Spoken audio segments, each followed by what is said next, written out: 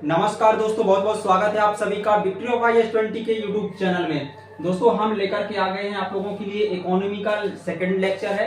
इसमें हम लोग बात करेंगे अर्थव्यवस्था के वर्गीकरण के बारे में कि हमारी जो अर्थव्यवस्था है, इकोनॉमी है, इसको कितने भागों में वर्गीकृत किया गया है। और इससे पहले हम यहाँ पर ये भी बात देखेंगे कि आर्थिक गतिविधियां क्या कहलाती हैं। आर्थिक गतिविधियां, क्योंकि पूरी इकोनॉमी हमारी आर्थिक गतिविधियों पर ही टिकी हुई है। अगर आर्थिक गतिविधियां दोस्तों रुक जाती हैं तो ये मान लीजिए कि हमारी पूरे देश की अर्थव्यवस्था ही रुक जाएगी, एक जगह ठहर जाएगी। आर्थिक गतिविधियां क्या होती हैं? पहले तो अर्थव्यवस्था का परिभाषा यहाँ पर आपको इसकी समझना जरूरी है। अर्थव्यवस्था होती क्या है, हमने आपको पिछले वाले लेक्चर में, यदि आपने नहीं देखा तो उसको देख लीजिए पहले।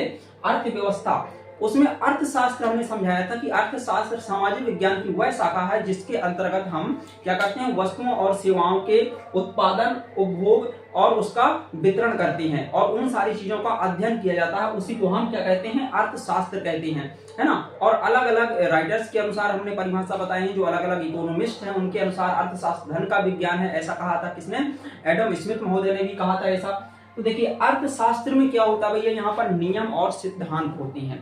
अर्थशास्त्र में क्या होती हैं, नियम और सिद्धांत होती हैं और उन नियमों और सिद्धांतों का उपयोग करके आर्थिक गतिविधियों की जो व्यवस्था की जाती है वो क्या कहलाता है, अर्थव्यवस्था कहलाता है। बात समझ में आई? तो अर्थव्यवस्था क्या है, अर्थशास्त्र की जो पुस्तक है उसमें जो नियम और सिद्धांत दिए गए हैं, जैसे डिमांड एंड सप्लाई का रूल है, ऐसे बहुत सारी इसमें थ्योरी दी गई है। तो उन थ्योरी को जब हम अध्ययन करते हैं और उसके बाद उसको ग्राउंड लेवल पर उतारते हैं, माने उसको लागू करते हैं, तब वो क्या है भैया, अर्थव्यवस्था बन जाती है। जैसे मान करके चलिए कि हमने आपको एक पुस्तक दी और वो पुस्तक किसके बारे में है, वो पुस्तक है कि आपको तैरना सिखाएगी। तो उस पुस्तक में बहुत सारे नियम लिखे होंगे, सिद्धांत लिखे होंगे, आर्किमिडीज का सिद्धांत लिखा होगा उसमें। तो उन सिद्धांतों को आप जब पढ़ेंगे और फिर उसको जब ग्राउंड लेवल पर उतारेंगे तो उसे हम कहते हैं अर्थव्यवस्था। माने कि अब आप उसकी क्या कर रहे हैं, व्यवस्था कर रहे हैं। बात समझ में आ रही है ना। तो अर्थव्यवस्था क्या है, अर्थशास्त्र के नियम और सिद्धांतों का उपयोग करके जो व्यवहारिक जो अर्थ गतिविधियां चालू की जाती हैं, आर्थिक गतिविधियों की व्यवस्था की जाती है, उसी को हम कहते हैं अर्थव्यवस्था। तो आप लोग जब पढ़ते हैं ना तो एग्जाम में जो क्वेश्चन आते हैं वो आते हैं अर्थव्यवस्था से, इकोनॉमिक्स से नहीं आते, इकोनॉमी से आते हैं। इसलिए हमने यहाँ पर इकोनॉमी लिखा है। यहाँ पर बात समझ में आई? इकोनॉमी और इकोनॉमिक्स में अंतर सिर्फ ये है कि इकोनॉमिक्स में नियम और सिद्धांतों का लेखा जोखा होता है, जबकि इकोनॉमी में क्या होता है, यहाँ पर इसमें उन सिद्धांतों का उपयोग के बारे में बताया जाता है कि ग्राउंड लेवल पर इसको कैसे उतारना है, आर्थिक व्यवस्था कैसी करनी है।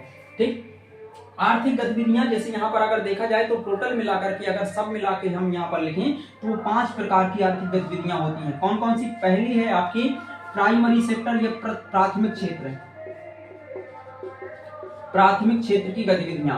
प्राथमिक क्षेत्र की गतिविधियां दोस्तों वो गतिविधियां होती हैं जिसमें हम प्राकृतिक संसाधनों का उपयोग करके अर्थव्यवस्था को चालू रखते हैं। जैसे इसमें आ जाता है कृषि। कृषि क्या है, ये प्राइमरी सेक्टर की गतिविधि है, प्राइमरी सेक्टर का काम है। इसके अलावा मत्स्य पालन, खनन, खनन मतलब माइनिंग का काम जो करते हैं, माइनिंग का काम जो है वो क्या कहलाता है, ये भी प्राइमरी सेक्टर की गतिविधियों में आता है। तो जिनमें हम प्राकृतिक संसाधनों का उपयोग करके क्या करते हैं, आर्थिक गतिविधियों को चालू रखते हैं, वो क्या कहलाते हैं, आपकी प्राइमरी सेक्टर के काम कहलाते हैं ये सारे। कृषि, जैसे हम गेहूं का उत्पादन करते हैं तो प्राइमरी सेक्टर का काम है। यदि हम कहीं किसी खदान से कोयला निकाल रहे हैं तो वो प्राइमरी सेक्टर का काम है। हम अगर मत्स्य पालन या मछली पालन या किसी भी तरह का पशुपालन काम कर रहे हैं, ये सब कुछ क्या है, इसमें प्राइमरी सेक्टर में आता है। बात समझ में आई? तो ये होता है आपका प्राइमरी सेक्टर। अच्छा, यहाँ पर अगर आपको हम यहाँ पर बताएं, प्राइमरी सेक्टर में जो काम करते हैं वर्कर्स, जो इसमें वर्कर्स लगे होते हैं, उनको कहा जाता है red collar job. Red collar job इनको कहा जाता है। प्राइमरी सेक्टर में जैसे किसान है, मछली पालन करने वाला व्यक्ति है या माइनिंग का काम करने वाला व्यक्ति है, तो इनकी जॉब क्या कहलाती है भैया, रेड कॉलर जॉब के अंतर्गत इनकी जॉब को रखा जाता है। बात समझ में आई? अच्छा, एक होता है सेक्टर आपका द्वितीयक क्षेत्र या आपका इसमें औद्योगिक क्षेत्र भी, विनिर्माण क्षेत्र भी कहते हैं इसको। तो द्वितीयक क्षेत्र होता है, द्वितीयक क्षेत्र यानी कि सेकेंडरी सेक्टर होता है। सेकेंडरी सेक्टर में क्या होता है कि प्राथमिक संसाधनों यानी कि प्राइमरी सेक्टर से जो हमें सामान मिलता है उसका उपयोग करके हम सेकेंडरी सेक्टर को हम इसको चालू रखते हैं। जैसे उद्योग है, अब उद्योग कोई है, कोई भी उद्योग बिना कच्चा माल के नहीं चलेगा, उसमें कच्चा माल की जरूरत पड़ेगी। तो कच्चा माल कहां से आएगा? प्राइमरी सेक्टर से। तो इसका मतलब क्या है कि द्वितीयक क्षेत्र को चलाने के लिए हमें प्राइमरी सेक्टर की जरूरत है, नहीं तो कच्चा माल कहां से आएगा?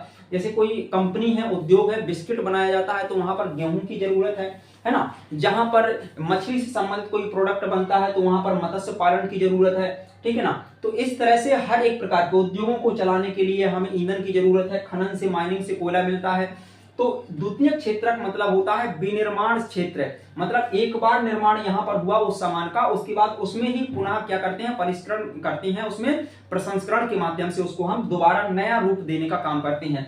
तो इसमें जितने भी प्रकार के उद्योग वगैरह आ जाते हैं, उद्योग, कंपनी, उद्योग धंधे जो भी हैं, ये आपके द्वितीय क्षेत्र में आ जाते हैं। बात समझ में आई? ये आपके सेकेंडरी सेक्टर का काम है। क्लियर? ये आर्थिक गतिविधियां हम लोग यहाँ पर देख रहे हैं, द्वितीय क्षेत्र का ये काम हो जाता है। बात समझ में आई? अच्छा, यहाँ पर द्वितीय क्षेत्र में माने उद्योग आते हैं, तो उद्योग में आप लोगों को पता होगा कि दो प्रकार के वर्कर यहाँ पर काम करते हैं। कितने प्रकार के? दो प्रकार के। There are two types of workers in the secondary sector. कितने प्रकार के हैं? दो। तो अगर हम दो प्रकार में देखें तो एक होते हैं कुशल और एक होते हैं अकुशल। कुशल का मतलब क्या है भैया? कि ऐसे वर्कर्स जिनको काफी समय हो गया है यहाँ पर काम करते और उनके अंदर स्किल डेवलपमेंट का काम हो चुका है। और कुछ नए लोग आते हैं जो कुशल नहीं होते हैं, अकुशल कहलाते हैं, मतलब स्किल नहीं है उनके पास, काम सीख रहे हैं।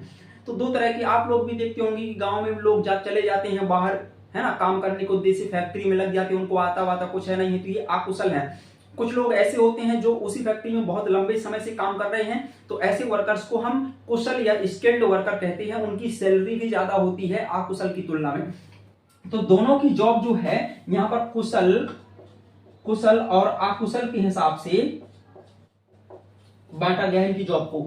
जो कुशल वर्कर होते हैं इनकी जॉब को क्या कहते हैं? हम इनकी जॉब को हम कहते हैं white collar job. White collar job कहते हैं। जैसे प्राइमरी सेक्टर के वर्कर्स को रेड कॉलर जॉब कहते हैं, इसी तरह से सेकेंडरी सेक्टर में दो तरह के वर्कर्स पाए जाएंगे आपको, व्हाइट कॉलर जॉब और अकुशल को कहते हैं यहाँ पर blue collar job. Blue collar job, ठीक है, ब्लू कॉलर जॉब इनको कहा जाता है। बात समझ में आई? तो दो तरह के वर्कर्स हैं सेकेंडरी सेक्टर में। अब एक बात यहां पर समझना, प्राइमरी सेक्टर में जो यहां पर लाभ है कम होता है सेकेंडरी सेक्टर की तुलना में, क्योंकि यहां पर खेती का काम हो रहा है और सेकेंडरी सेक्टर में उस सामान का उपयोग करके ये क्या करते हैं? दोबारा उस वस्तु को भैया यहां पर बेचने का काम कर रहे हैं। बात समझ में आ रही है? तो यहां पर क्या होता है कि ज्यादा लाभ होता है, मेहनत इसकी अपेक्षा कम होती है, समय की इसमें ज्यादा बचत होती है। सबसे ज्यादा फायदे वाला काम क्या है आपका? द्वितीयक सेक्टर सबसे ज्यादा इसमें लाभ होता है। और प्राइमरी सेक्टर में लाभ क्या है भैया? यहाँ पर लाभ कम होता है। जैसे आप मान लीजिए कि आपने साल भर खेती की, आपके खेत में निकला कितना? 10 क्विंटल गेहूं निकला। यहाँ पर 10 क्विंटल गेहूं आपने यहाँ पर निकाला। अब अगर हम गेहूं का रेट एक मान करके चलें कि 2000 के हिसाब से गेहूं है, तो 10 क्विंटल गेहूं कितने का हो जाएगा? यहाँ पर 20,000 रुपए का आप बेच पाएंगे। और उसमें आपने पूरा साल लगा दिया 20,000 रुपए कमाने के चक्कर में। बात समझ में? प्राइमरी सेक्टर में पूरा साल इसमें आपने लगा दिया यहाँ पर 20,000 रुपए के लिए, और 10 क्विंटल गेहूं आपको मिला। आपने बेच दिया किसी व्यक्ति को 10 क्विंटल गेहूं। बात समझ में? इसमें लागत भी तो है, अभी बीज, खाद और इसके अलावा इसमें सिंचाई की व्यवस्था की गई, तो और साल भर आपने मेहनत की इसमें, तब 20,000 रुपए का आपने यहाँ पर कमाई कर पाई।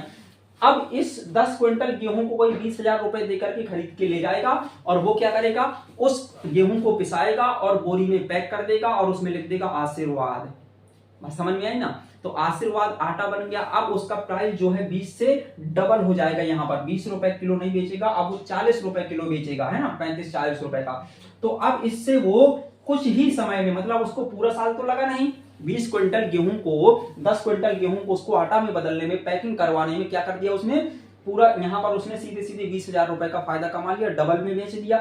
तो देखो, कम समय में इसमें और इसकी तुलना में ज्यादा लाभ, कम मेहनत में ज्यादा लाभ। बात समझ में आई? तो सेकेंडरी सेक्टर, तो ऐसे देश आपने सुने कि जहां पर उद्योग धंधे वगैरह ज्यादा हैं, वो ज्यादा डेवलप होते हैं। आपने भी अपने आसपास देखा होगा कि कोई ऐसा व्यक्ति जो मतलब उद्योग या बिजनेस का काम करता है, उसके पास ज्यादा पैसा होगा, अमीर ज्यादा होगा। किसान हमेशा गरीब रहते हैं। क्यों? क्योंकि इनके पास मेहनत ज्यादा है और लाभ कम है, और इसमें जोखिम भी बहुत ज्यादा होता है एग्रीकल्चर सेक्टर में, है ना। पूरी की पूरी फसल नष्ट हो गई तो सब पूरी लागत इसमें चली गई। क्लियर? तो यहाँ पर दो सेक्टर आप समझ चुके।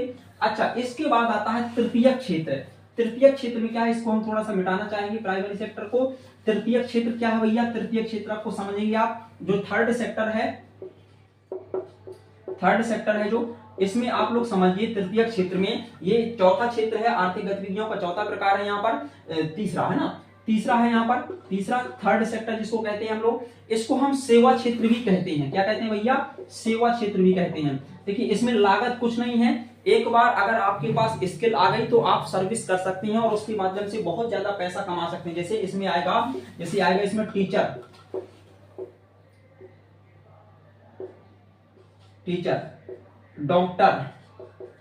डॉक्टर, वकील, इंजीनियर, ये जो जॉब कर रहे हैं ये ऐसे व्यक्ति हैं जो कि सेवा देने का काम करते हैं। जैसे मान लीजिए कि टीचर है, आपको पढ़ा रहा है, अब उसका क्या लग रहा है ना, जैसे हम आपको इकोनॉमी पढ़ा रहे हैं, हमारा इसमें क्या जा रहा है, हमने किसी दूसरे के नियम सिद्धांत, दूसरे की लिखी पुस्तक को पढ़ा, समझा और हमने आपके लिए डिलीवर उसको कर दिया, बस इसका हमें क्या मिल गया, पैसा मिल गया।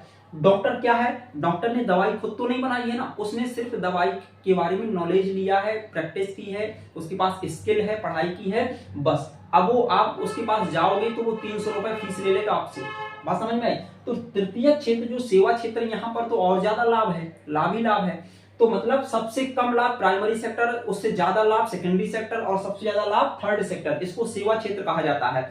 कोई व्यक्ति किसी भी तरह की अपनी सेवाओं को दे रहा है, लोगों के लिए जॉब कर रहा है, वो थर्ड सेक्टर का पर्सन कहलाएगा। उसका काम जो है किस सेक्टर में है, तीसरे क्षेत्र में है, तृतीय क्षेत्र में उसका काम है। बात समझ में आ रही है। तो ये चीज होती है थर्ड सेक्टर में, बात समझ में आ रही है। अच्छा, चौथा सेक्टर होता है यहाँ पर आर्टिफिशियल इंटेलिजेंस, यानी कि एआई पर आधारित होता है। आर्टिफिशियल इंटेलिजेंस आपने देखा होगा कि जैसे मान लीजिए कि बहुत सारे ऐसे होटल रेस्टोरेंट होते हैं जहां पर रोबोट काम करते हैं, एआई के माध्यम से सर्विस दी जाती है।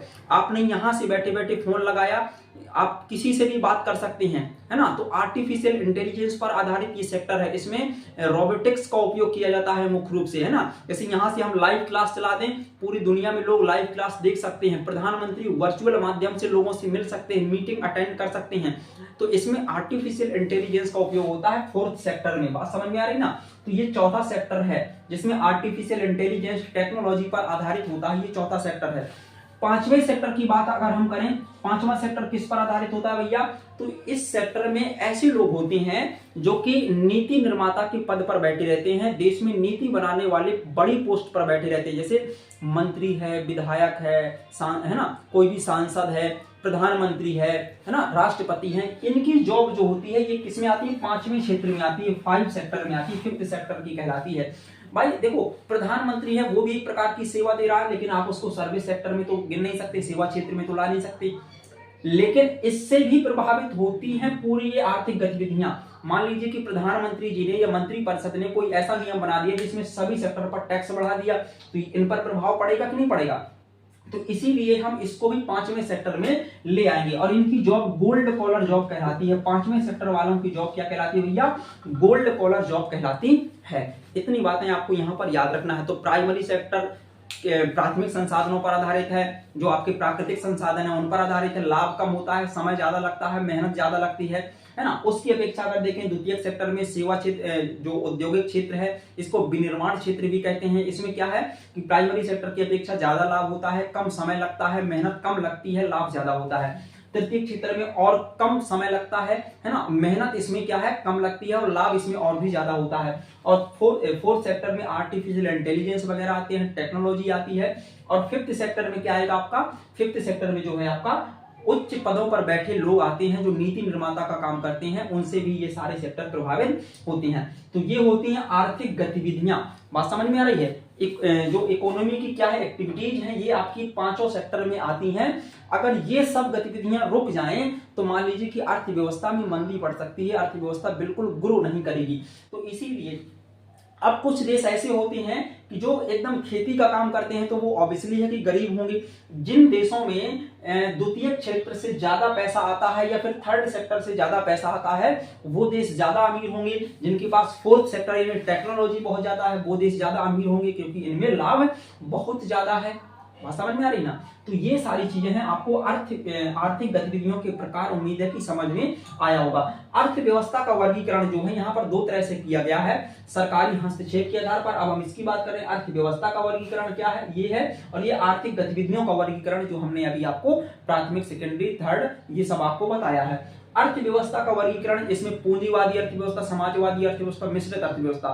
तो इन तीनों अर्थव्यवस्थाओं के इसके अलावा विकासशील अर्थव्यवस्था, विकसित अर्थव्यवस्था और अर्ध विकसित या अल्प विकसित अर्थव्यवस्था, पिछड़ी अर्थव्यवस्था, तो उनको हम अलग वीडियो में अगले लेक्चर में लेकर के आएंगे, उसको भी हम समझेंगे, इस वाले टॉपिक को हम समझेंगे अगले वीडियो में, आप इंतजार करिएगा जरूर उसका। क्लियर। और आर्थिक गतिविधियां जो हैं ये हमने आपको पूरी तरह से समझाने की यहाँ पर कोशिश की है। ये 5 सेक्टर हैं, यहाँ पर आपको याद रखना है, और इसी तरह से आप सभी को जो है नोट्स बना लेना है। दोस्तों हम पूरी इकोनॉमी को खत्म करने की इसी तरह से बिल्कुल एग्जाम्पल के माध्यम से इसको खत्म करने की कोशिश करेंगे। तो आप लोग लगातार बने रहिए सेशन के साथ में। दोस्तों यदि पसंद आई वीडियो तो वीडियो को लाइक करें और चैनल को सब्सक्राइब करें। मिलते हैं अगली वीडियो के साथ में, तब तक के लिए नमस्कार।